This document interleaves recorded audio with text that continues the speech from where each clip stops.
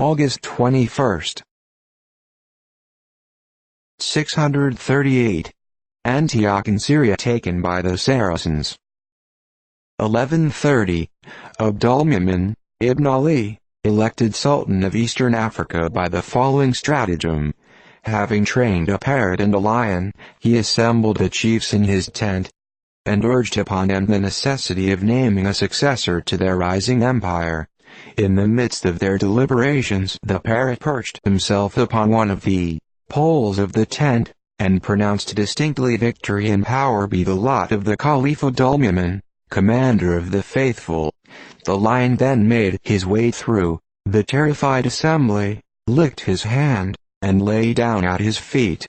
Deeply impressed with this wonder, and the manifest interference of heaven, the simple Almohades unanimously proclaimed him Sultan. 1553. John Dudley, Duke of Northumberland, beheaded. He acquired almost unbounded authority after the death of Henry VIII, and by the abortive attempt to place Lady Jane Grey on the throne, lost his own life and brought about the ruin of all concerned in the scheme. 1560. The great solar eclipse, which first turned the attention of Tycho Brahe, at the age of 14, to the science of astronomy. 1561. Mary the Myrtle of the South, arrived in Scotland, after an absence of 13 years in France. It was on her passage that she composed that simple and touching chanson, beginning, "Adieu, plaise and pays to France." 1621. A cargo of marriageable ladies consisting of 1 widow and 11 maids, consigned at London to the colony in Virginia, to be sold for tobacco, at the rate of £120 of the best leaf for each. 1682. William Penn, to prevent any future claim, obtained a release from James, Duke of York, of all his right to Pennsylvania. 1703. Thomas Tryon died. He was the son of a tiler and plasterer at Bibury, England, and became a shepherd.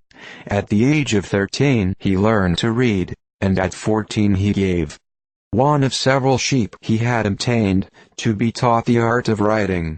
Afterwards, selling his stock for £3, he went to London and apprenticed himself to a hat maker, where he spent the day in learning his trade, and most of the night in reading. He commenced business, and acquired a considerable fortune. He rejected animal food, lived in temperance, cleanliness and innocency, and died at the age of 69. 1708. Haverhill burned. A force of about 400 French and Indians made an eruption from Canada, and shaping their course to the Merrimack, fell upon the town in the morning, plundered and burnt the houses, killed about 40 persons, and captured many more. The enemy were pursued, and many of them killed, among whom was a brother of the French leader, Rouville. Among the captives was the clergyman. His 2 daughters, 6 and 8 years old, were preserved by the servant, who concealed them under tubs in the cellar, which the Indians did not disturb. 1726. Great destroying earthquake at Palermo, in Sicily. 1762. Mary Wortley Montagu, an English lady of great literary reputation, died.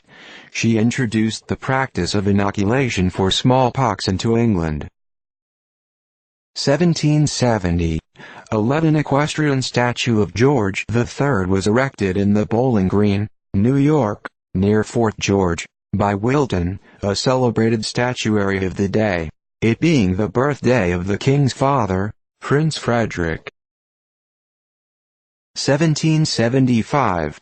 The Continental Army under Gen. Montgomery arrived at Ticonderoga. 1780. French king abolished the application of torture to extort confession. 1791. The American army under Gen. Wilkinson arrived at the rapids on the Ohio, returning from an expedition against the Ouiatonons, having destroyed their principal town, and a Kickapoo village, made many prisoners, and cut down 430 acres of corn. The army sallied from Fort Washington, and made a march of 450 miles. Only 2 men were lost. 1792. Lafayette abandoned the French army, of which he was commander-in-chief, and with his 3 friends surrendered to the Austrians. They met with a long imprisonment.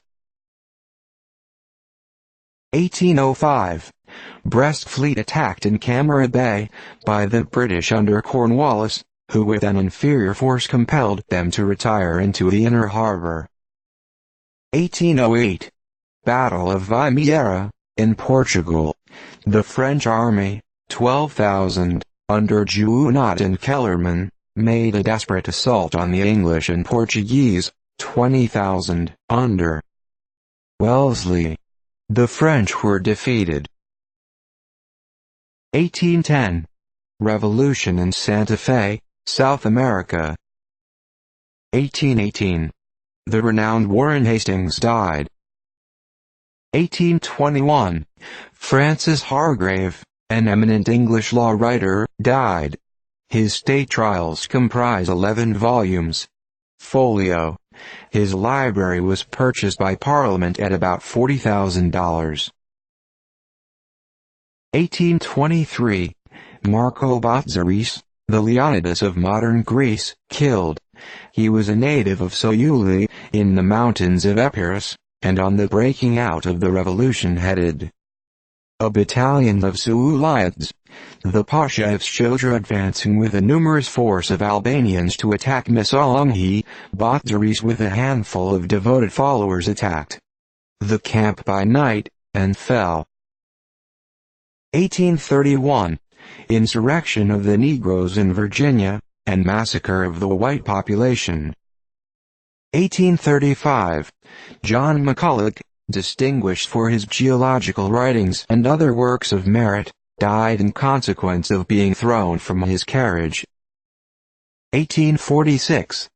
The water in Lake Ontario had fallen since the 1st of December, 1845, 28 inches, and was lower than ever known before.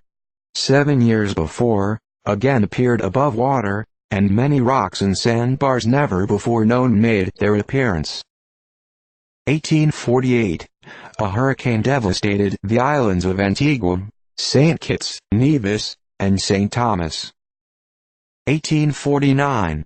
A national convention of inventors met at Baltimore. Horace H. Day, of New York, president. 1850. Daniel P. Parker, a Boston merchant, died, aged 60.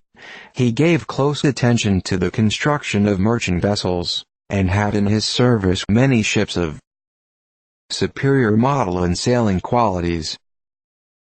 1851. A prisoner under sentence of death at Sacramento, California, was reprieved by the governor, but was hung, notwithstanding, by some of the disaffected citizens. 1851. New Orleans riot, growing out of the Cuban expedition. The office of La Patria, the Spanish paper, was destroyed, as well as the cigar shops kept by Spaniards, and the Spanish consul was obliged to ask protection, and was placed in the city prison for safety. 1856. The famous Charter Oak at Hartford, Connecticut, was blown down in a storm. 1857. A hurricane passed over the town of Woodland, Wisconsin, and destroyed every house in the place.